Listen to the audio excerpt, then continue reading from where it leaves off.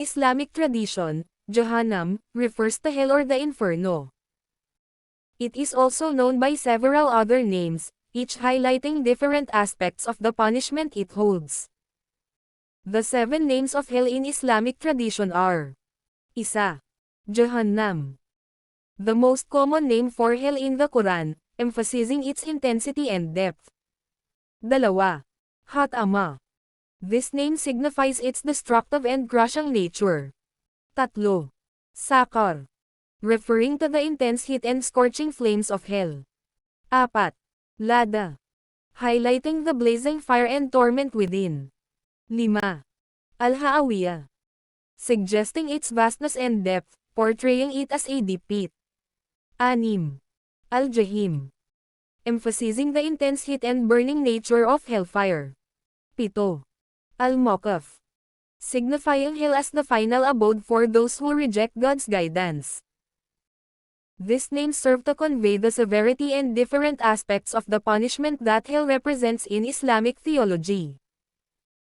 Islamic teachings about the details of what happens in hell are primarily derived from the Quran and Hadith, sayings and actions of Prophet Muhammad. Here's a brief overview. Isa. Punishments and torments. Hell is described as a place of severe punishment. The Quran mentions various forms of punishment, including burning by fire, scalding water, and the use of shackles and chains. 2. Food and drink. The inhabitants of hell are said to be given a bitter, thorny plant known as zakam, as food and boiling water that will scald their faces. 3. Clothing. The dwellers of hell are clad in garments of molten copper, which adds to their suffering.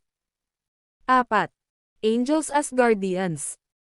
Angels known as Zabaniya are appointed to guard the inhabitants of hell, ensuring that they endure the punishments prescribed for their deeds.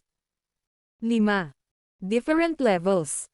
Similar to the concept of different levels of paradise, hell is believed to have various levels, with each level having its own degree of punishment corresponding to the severity of the sins committed.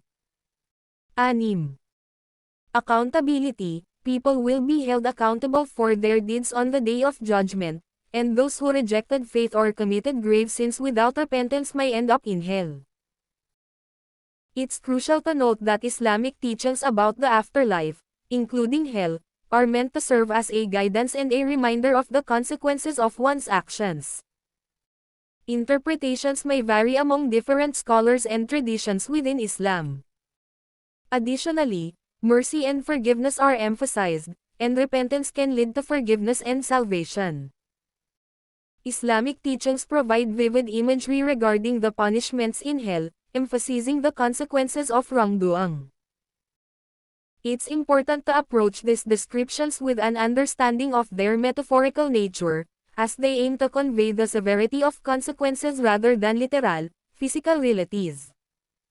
Here are some details about the punishments. Isa.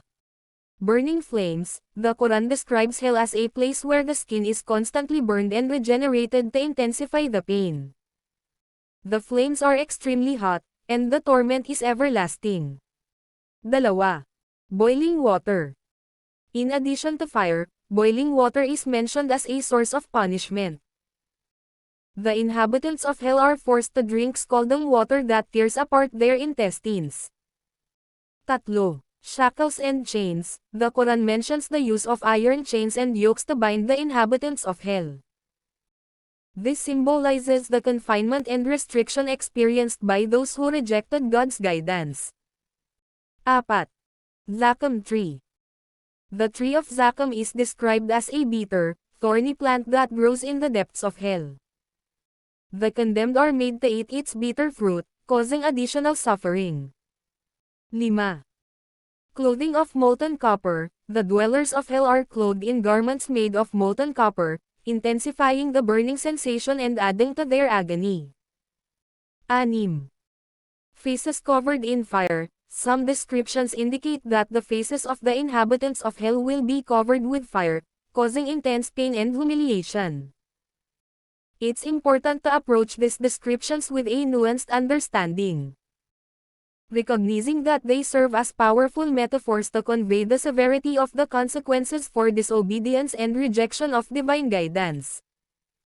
Islam also emphasizes the importance of repentance and seeking forgiveness, highlighting the merciful nature of God.